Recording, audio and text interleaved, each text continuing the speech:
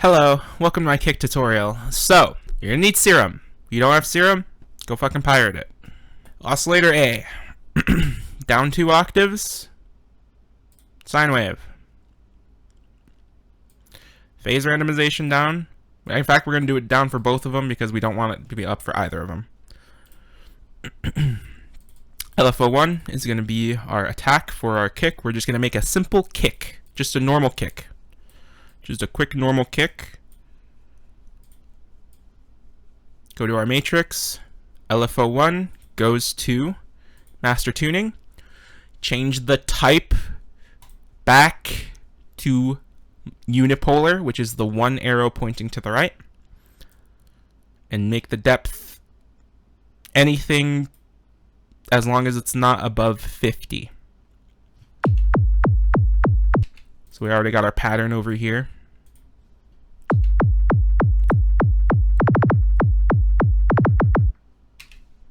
Okay, that's a kick. So we're going to now go and add our second oscillator. We're also going to go down 2 octaves. Again, remember, turn the randomization all the way down. And we're going to use a noisy looking wavetable. Something that looks kind of like this. Phase word is always my go-to, my favorite.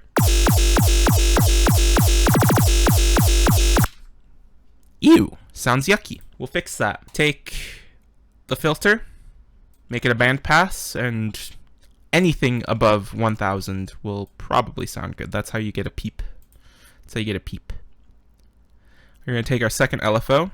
We're going to make it like this. And we're going to put that on the resonance. And we're going to make it an envelope. And we're going to match the speed of the LFO to our main LFO, which is also an envelope and is not BPM locked.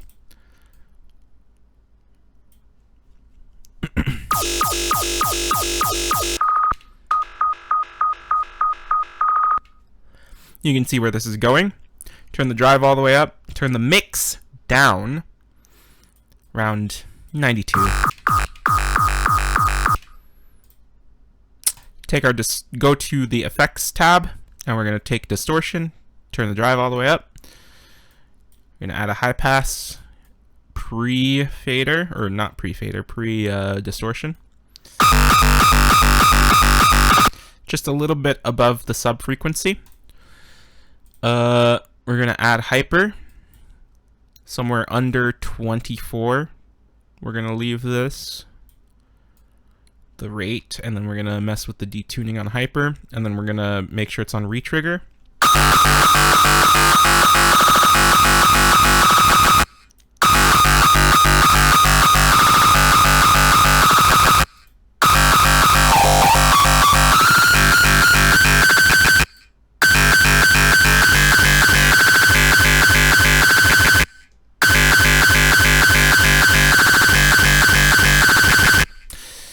Next, we're going to add a flanger.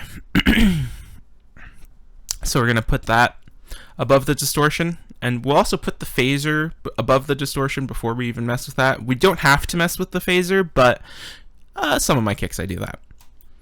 Turn the rate all the way down, and make sure the BPM sync is set on. That makes it so that it no longer moves. And turn the phase all the way down.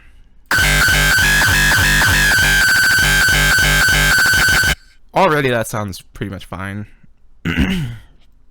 Now we are missing a little bit of sub, so I'm going to add the sub oscillator, and we're not going to route it through the filter. Now when we add the phaser, we're going to make sure the phase is all the way down, we're going to make sure the rate's all the way down again, and we're going to do the BPM sync on. Again, this makes it so it doesn't move. And then you're just going to kind of play with the frequency until you find something you sort of like. The feedback you can keep somewhere around 80. You can turn it up, turn it down to taste. It depends. The more you turn up the feedback, the more of a kind of... we'll listen to it. You get this kind of like effect after the kick ends. You can hear that sort of metallic sound at the end. That comes from the phaser, and you'll hear in a lot of my kicks Let me actually save this frequency because I like the way this sounds. In a few of my kicks, you'll notice that I actually have the phaser down here, and it'll sound like this. You hear that? It goes so much. It goes for so long. In fact, it goes for so long that I usually turn it down a little bit to about 94, 95%. So, yeah.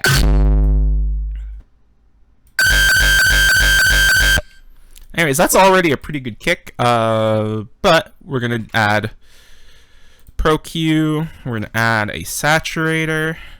We're actually going to put the saturator before the Pro Q. If you're using FL Studio, you'd use something like a wave shaper. You know how to do this. Just distort the shit out of it. Like, let's be real.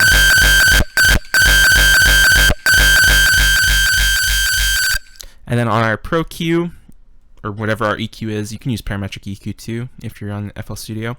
Doesn't matter. I used parametric EQ for the longest time.